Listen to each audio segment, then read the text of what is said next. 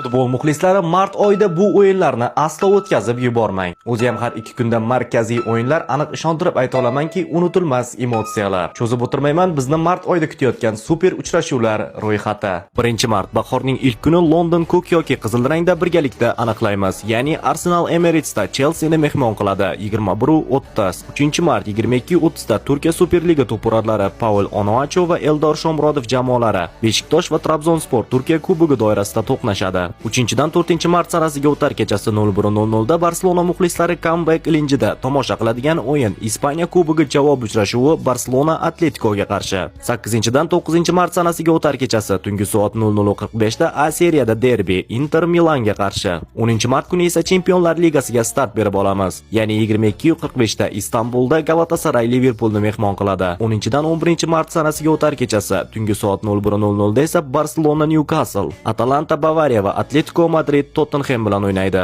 11-mart ikkinchi kun o'yinlariga start tugmasini 22:45 da Arsenal Bayer o'yini bosib beradi. Oradan 2 soat o'tib, ya'ni 11-dan 12-mart sanasiga o'tar kechasi 01:00 da esa PSG Chelsea, Real Madrid Manchester City o'yinlari bor. 15-mart 20:00 da Turkiya Superliga peshqadami Galatasaray Eldor va Abbos jamoasi Başakşehirni mehmon qiladi. O'sha kuni 21:30 da APL doirasida markaziy to'qnashuv Liverpool o'z uyida Tottenham bilan bellashadi. 17-dan 18-mart sanasiga o'tar kechasi tungi soat 01:00 da biz yana Chempionlar Ligasiga qaytamiz. Bizni bunda kutib turgan Chelsea PSG va Manchester City Real Madrid to'qnashuvi bor. 18-mart 22:45 da Camp Nou'da Barcelona Newcastle javob o'yini bo'lib o'tadi. 19-martga o'tar kechasi 01:00 da esa Liverpool Galatasaray, Bavariya Atalanta va Tottenham Atletico Madrid o'yinlari bor. 22-mart soat 21:30 da Wembley stadionida Angliya Kubogiga Arsenal yoki Manchester City ikkalasidan qay biri egalik qilishini bilib olamiz. Mana shundan so'ng futbolchilar o'z terma jamoalariga FIFA kunlarini o'tash uchun ketishadi. Bo'ldimi, shumi deyishga aslo shoshilmang. Eng qizig'i oldinda.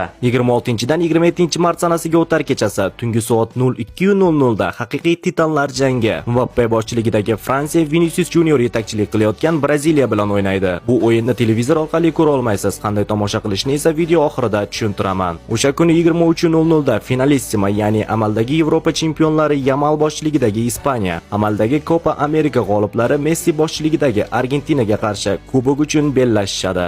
Bu o'yinni ham televizor orqali ko'ra olmaysiz. Ammo siz hoziroq profilim opisiyaniyasida link ko'rsatilgan Telegram kanalga obuna bo'lib qo'ysangiz, mana shu o'yinlarning barchasini, ayniqsa olib berilmaydigan Finalissimani jonli efirda va qotmasdan tomosha qila olasiz. Hoziroq Telegram kanalga obuna bo'lib qo'ying va videoni mana shu futbollarni birgalikda ko'rishni niyat qilgan do'stingizga yuborib qo'ying.